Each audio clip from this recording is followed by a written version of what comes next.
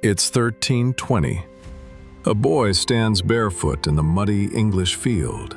Around him, children laugh and cheer, swinging crooked sticks, chasing a ball made of wool. One boy throws it. You swing and hit it wildly. Thwack! It flies. Your friends cheer louder. It's loud, chaotic, dirty. And this is exactly what people hated back then. It was so wild that after complaints, the church tried to ban it. The king called it a vain, sinful distraction. Some boys were arrested.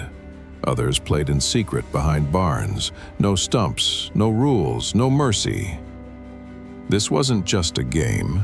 It was rebellious joy.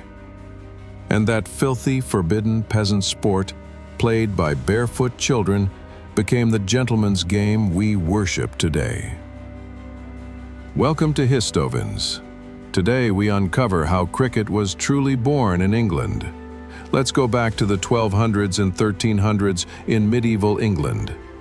Children and young men played simple games using sticks and balls made of wool or other materials in the fields behind their villages.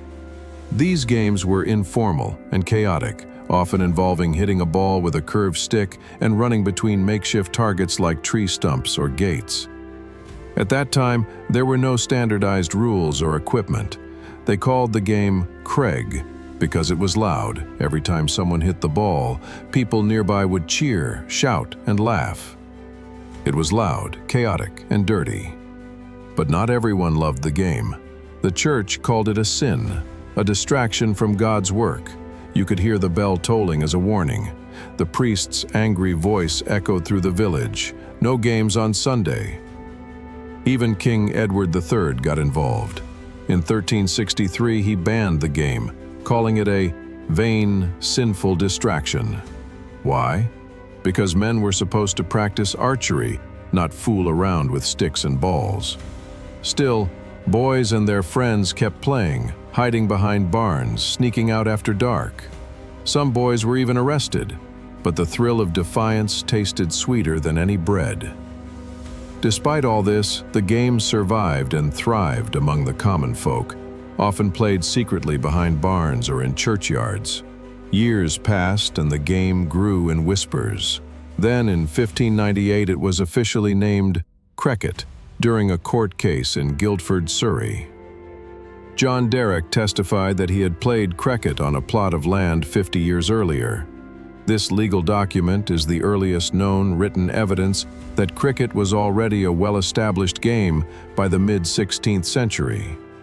Back then, the game was wild, with as many as 50 players on each side, no set rules, and fights breaking out mid-match.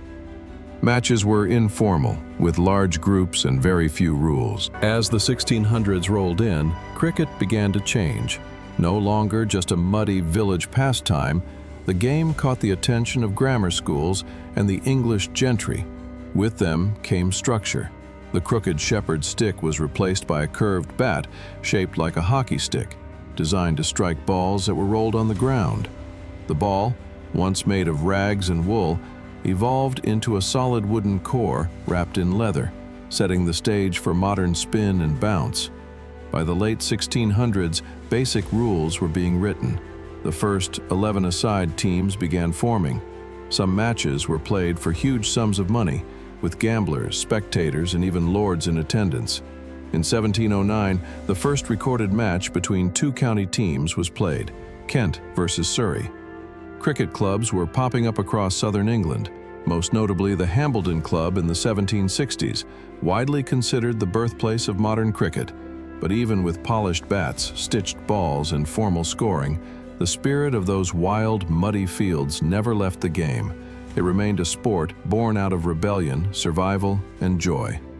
By the 1700s, cricket sailed beyond England's shores. British officers and colonists carried it with them to India, the Caribbean, South Africa, and Australia.